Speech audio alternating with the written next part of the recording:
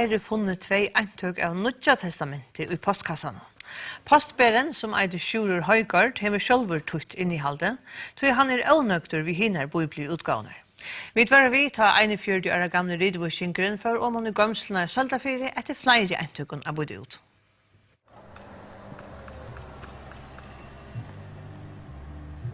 Hesen mævren hever en mission. Han skal kristna førjar. Og ta tunga skutse gøyme seg her i gamle havnaskrivstovne i Søltafyri. 5.531 eintøk av Nýggja testamentet, og 20.000 flere er avvis. Halleluja, forsmårda min. De kom i einar bindju i sista måned, allan vegin ur North Carolina, USA, pura utkjøpes. Det er en rekke av baptistkirken her ivre, som har samlet pengene inn og prentet til firme. Og så det har ikke kostet mer. Jeg skal bare køyre rundt forrige land og byta der ut. Og hvert hus for 2 eintøk i postkassan. Sjurur Højgaard hever sjálfur omsett Nýggja testamentet ur ensko King James. Og dette har konon ut vid 1. måneder. Oppland 6 kvann morgon. Jeg gjør en avtale vi hele andan. Og det var altså høgt og høylagt. Han får i holdt til at tøya King James Bibelina til først, tøya han hever reka boar bibeltøyngarnar til avgavist Victor Danielsen og Jakob Dahl, tøy ter høyra til den alexandriska streimen av bibelteksten, som han meter vera korrupterajar av Trimo Monnon. Origen, Clement og Philo. De var sånne semikristner, altså det kallar man det gnostikere. De tror ikke på likamlig opprørelsen. De tror ikke på at Jesus virkelig var Guds fysiske soner, altså gyten i holdet, eller god kommen i holdet. De brøyte tar alle mulige ting. Og det sast atter i teksten om. Kjenteste verset i Bibelen til Johannes 3,16. Her sier hinna båda Bibelen at Gud gav sin øynborna son. Og King James sier only begotten. Og den islandska sier ein geten, altså sin øynasta gittna. Og jeg får hukse meg til, og mauer ber, altså er bera til å bera i kvie og bera i høyn, til å si føa.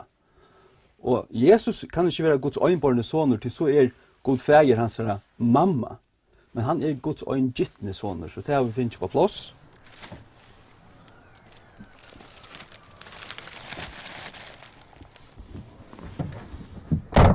Jeg pleier færa til havner leia det her. Jeg har gjort arger og en større part av havnene nå.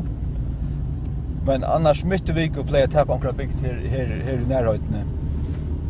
Og nå takk jeg akkurat Sirgøt. Hvordan tenker Nýggja testamentet passer gjennom bilen? Jeg finner 900 inne i bilen.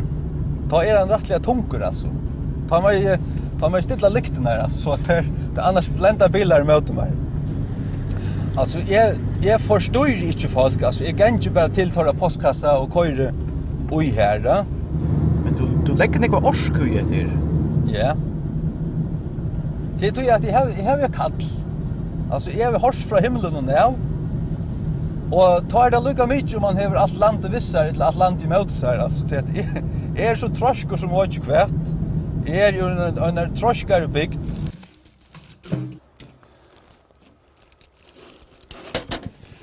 Du sier, hva sier fakt til at du kører Nýggja testamentet i postkassan her? Jo, de takker vel mot meg alt, ja. Men hvis jeg skal i hvert hus i førjen, så har jeg ikke tid at prata vi kvann peripaul, så at... Men en kona stod bort ved postkassan og sa meg køyre okkur ui her. Og så spurte jeg, hva køyre du postkassan som er? Jeg sier, jeg køyre 2 Nýggja testamenter. Nýggja testamentet? Og ikke ødlagt Nýggja testamentet. Og jeg stod så i fyrt hui, skal jeg fære opp og diskutere hvis jeg kunne om ratt og rengt og 2 streimar av manuskripten og ditten og datten. Så jeg gjør det bare kjøttet, og jeg sier bare, ja, nå er det så finnes 2 av 3. Og ikke annet. Og hun hukte bare av stauren egen. Hvis ikke hva jeg skulle si, ja. Nå er det så finnes 2 av 3. Ja, det er det.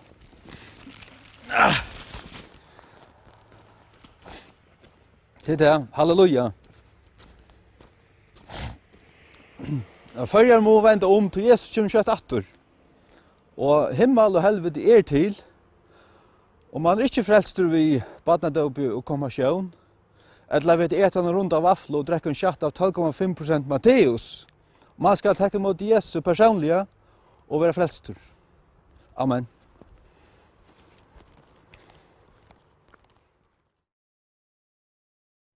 Så mykje fra åken i